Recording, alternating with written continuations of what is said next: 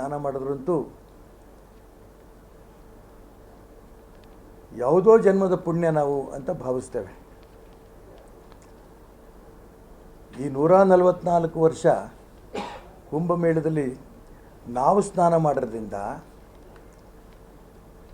ನಮ್ಮ ತಂದೆ ತಾಯಿಗಳು, ಅಜ್ಜ ಮುತ್ತಜ್ಜ ಅವ್ರಿಗೂ ಕೂಡ ಒಳ್ಳೆಯದಾಗತ್ತೆ, ಅವರ ಆತ್ಮಕ್ಕೂ ಶಾಂತಿ ಆಗುತ್ತೆ ಅನ್ನೋಂಥ ಹಿಂದೂಗಳ ನಂಬಿಕೆ.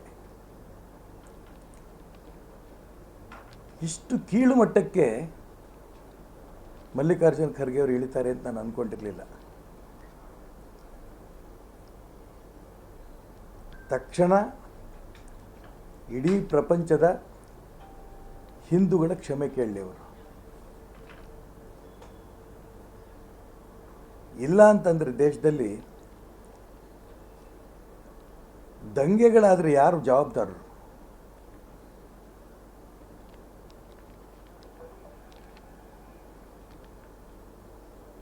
ತುಂಬ ನೊಂದು ಹೇಳ್ತಿದ್ದೀನಿ ನಾನು.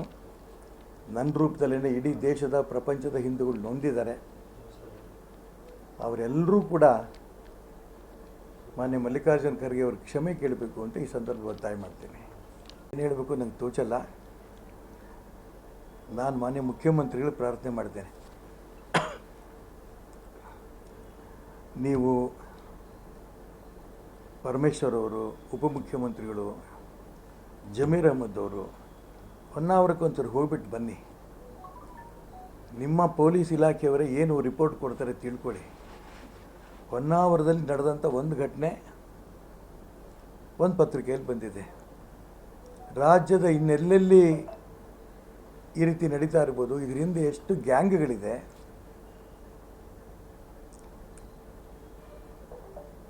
ಒಂದು ಕಡೆ ಜಮೀರ್ ಅಹಮದ್ ಹೇಳಿಕೆ ಕೊಡ್ತಾರೆ, ನಾನು ಯಾವುದೇ ಕಾರಣಕ್ಕೂ ಜಾತಿವಾದ ಮಾಡಲ್ಲ, ನನ್ನ ಮಕ್ಕಳ ಆಣೆ ಮೊಮ್ಮಕ್ಕಳ ಆಣೆ ಅಂತ.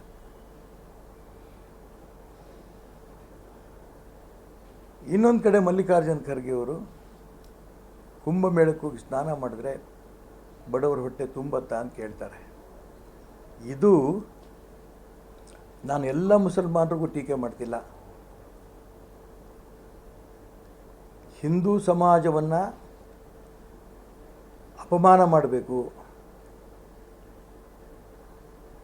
ಗೋವುಗಳನ್ನು ಹತ್ಯೆ ಮಾಡಬೇಕು ಅನ್ನೋಂಥ ಗೂಂಡಾಗಳ ಬಗ್ಗೆ ನನಗೆ ನೋವಿದೆ.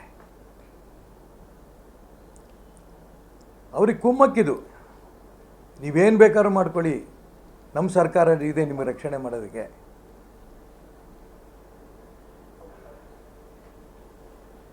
ಹೇಳಿ ಮಲ್ಲಿಕಾರ್ಜುನ ಖರ್ಗೆ ಅವರು, ಜೆರೂಸಲೇಮ್ನಲ್ಲಿ ಸೋನಿಯಾ ಗಾಂಧಿ, ರಾಹುಲ್ ಗಾಂಧಿ ಹೋಗ್ತಾ ಇರೋದ್ರಿಂದ,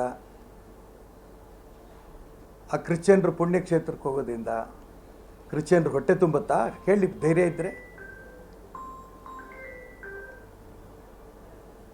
ಮೆಕ್ಕಾ ಮದೀನಾಕ್ಕೆ ಹೋಗ್ತಾರಲ್ಲ ಮುಸಲ್ಮಾನರು, ಅಲ್ಲಿ ಹೋಗೋದ್ರಿಂದ ಆ ಬಡವ್ರ ಹೊಟ್ಟೆ ತುಂಬುತ್ತಾ? ಕೇಳಿ ತಾಕತ್ತಿದ್ರೆ.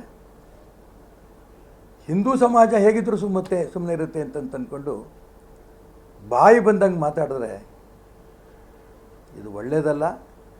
ಇದರ ಪರಿಣಾಮ ಎದುರಿಸಬೇಕಾಗತ್ತೆ ಅಂತ ಎಚ್ಚರಿಕೆ ನಾನು ಕೊಡೋಕ್ಕೆ ಇಷ್ಟಪಡ್ತೇನೆ.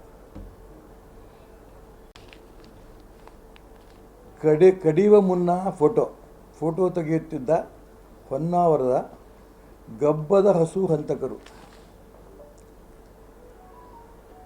ಆ ಹಸುವನ್ನು ಕಡಿಯೋಕ್ಕಿಂತ ಮುಂಚೆ ಗಬ್ಬದ ಹಸುನ ಫೋಟೋ ತೆಗೆದು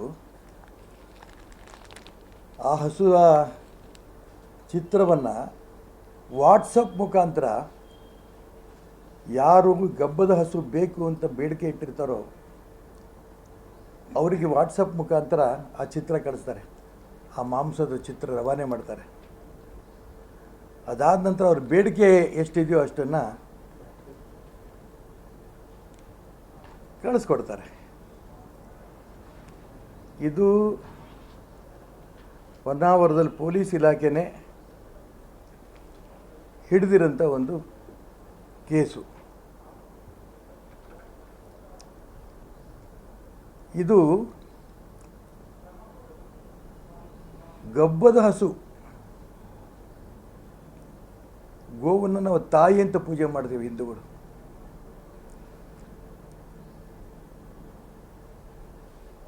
ಯಾವ ನ್ಯಾಯ, ಎಲ್ಲಿದ್ದೀವಿ ನಾವು? ಇಂಥ ಸುದ್ದಿಯೆಲ್ಲ ಕೇಳಿದ ಮೇಲೆ ನಾವು ಬದುಕಿರಬೇಕೋ ಸಾಯಬೇಕು ನನಗಂತೂ ಅರ್ಥ ಆಗಲ್ಲ. ಇದ್ರ ಬಗ್ಗೆ ಉಗ್ರವಾದ ಟೀಕೆ ಮಾಡಿದ್ರೆ ನಾನ್ ಬೈಲಬಲ್ ವಾರೆಂಟ್ಗಳು ಹಾಕಿಸ್ತಾರೆ. ಅದಕ್ಕೆ ನಾವೇನು ಹೆದರಲ್ಲ, ಮಾತು ಬೇರೆ. ಆದರೆ ಕರ್ನಾಟಕದಲ್ಲಿ ಶಾಂತಿ ಬೇಡವಾ?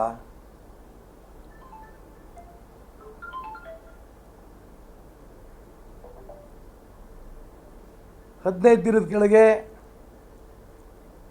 ಚಾಮರಾಜಪೇಟೆಯಲ್ಲಿ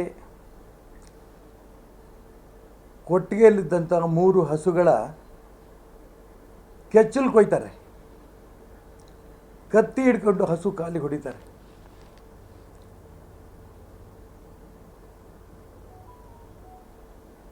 ರಾಜ್ಯದಲ್ಲಿ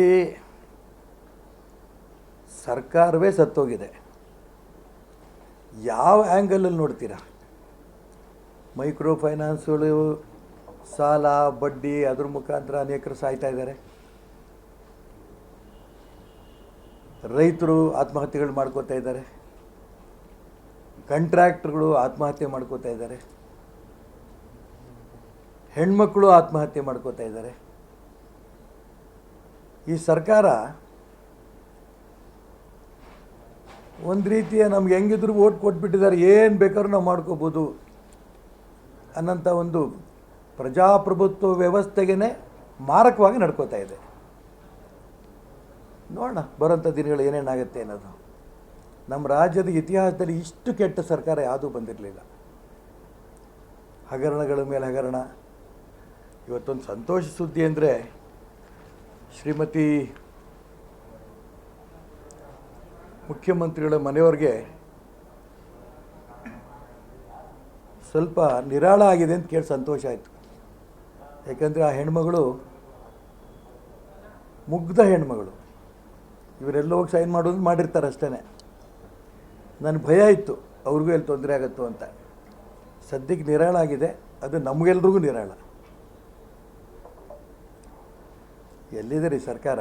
ಸರ್ಕಾರ ಇದ್ದಿದ್ದರೆ ಏನಾದ್ರು ಬೋದ್ಯಾ? ಹಳ್ಳಿಗಳ ಕಡೆ ಹೋದರೆ ಆ ಗುಂಡಿ ರಸ್ತೆಗಳು, ಕುಡಿಯೋಕ್ಕೆ ನೀರಿಲ್ಲ. ಜನಗಳು ಎಲ್ಲ ನಂಬಿಕೆ ಹೇಳ್ರೆ ನಿಮ್ಮ MLA ಕೇಳಿ ಅಂತಂದರೆ ಎಲ್ಲಿ ಯಾರು ಸರ್ MLA ಸಿಗೋದೇ ಇಲ್ಲ ಅಂತಾರೆ, ಫೋನಲ್ಲೂ ಸಿಗಲ್ಲ ಅಂತಾರೆ. ಮಂತ್ರಿಗಳು ಫೋನಲ್ಲಿ ಸಿಗಲ್ಲ. ಮುಖ್ಯಮಂತ್ರಿಗಳ ಪರಿಸ್ಥಿತಿ ಹೀಗಿದೆ. ಜಾತಿ ಹೆಸರಲ್ಲಿ ಬಡ್ದಾಡ್ತಿದ್ದಾರೆ, ನಾನು ಮುಖ್ಯಮಂತ್ರಿ ಆಗಬೇಕು ಅಂತ. ಆಗಲೇ ಲೆಕ್ಕದಲ್ಲಿ ಸಿದ್ದರಾಮಯ್ಯನವರು ರಾಜೀನಾಮೆ ಕೊಟ್ಟು ಹೋಯ್ತು ಅನ್ನೋಂಥ ಭಾವನೆಯಲ್ಲಿ ಅವರೆಲ್ಲರೂ ಇದ್ದಾರೆ ಕಾಂಗ್ರೆಸ್ನವರು. ನಾಳೆ ಯಾರು ಮುಖ್ಯಮಂತ್ರಿ ಆಗಬೇಕು ಅನ್ನೋಂಥ ಲೆಕ್ಕದಲ್ಲಿದ್ದಾರೆ ಅವರು.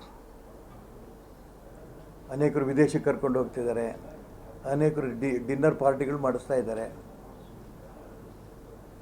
ಮಹಾತ್ಮ ಗಾಂಧೀಜಿ ಇವತ್ತೇನೋ ಬದುಕಿದ್ರೆ ನೇಣಾಕೊಂಡು ಸತ್ತೋಗ್ತಿದ್ರಣ್ಣ. ಯಾಕೆಂದರೆ ಅವತ್ತೇ ಹೇಳಿದ್ರು ಅವರು, ಸ್ವತಂತ್ರ ಬಂದ ಸಂದರ್ಭದಲ್ಲಿ ಸ್ವತಂತ್ರ ಬರ್ತಾ ಇದೆ, ಸ್ವತಂತ್ರ ತರೋದಕ್ಕೋಸ್ಕರ ಕಾಂಗ್ರೆಸ್ ಪಕ್ಷ ಇರೋದು, ಈ ಕಾಂಗ್ರೆಸ್ ಪಕ್ಷವನ್ನು ಡಿಸಾಲ್ವ್ ಮಾಡಿ. ಸ್ವಾತಂತ್ರ್ಯ ಪೂರ್ವದಲ್ಲೇ ಮಹಾತ್ಮ ಗಾಂಧೀಜಿಯವರು ಹೇಳಿದರು, ಇಷ್ಟು ಭ್ರಷ್ಟಾಚಾರ, ಇಷ್ಟು. ಇನ್ನೊಂದು ಮಾತು ಹೇಳಿದರು, ಈ ದೇಶಕ್ಕೆ ಸ್ವತಂತ್ರ ಬಂದ ಮೊದಲನೇ ನಿರ್ಣಯ ಲೋಕಸಭೆಯಲ್ಲಿ ಗೋಹತ್ಯೆ ನಿಷೇಧ ಮಾಡಿಸ್ತೇವೆ. ಗಬ್ಬಾಗಿರೋಂಥ ಹಸುಗಳನ್ನು ಕಡಿತಾ ಇರೋಂಥ ಸ್ಥಿತಿಯಲ್ಲಿ ಮಹಾತ್ಮ ಗಾಂಧೀಜಿಯವರು ಬದುಕಿದ್ರೆ ಏನು ಮಾಡ್ತಿದ್ರು?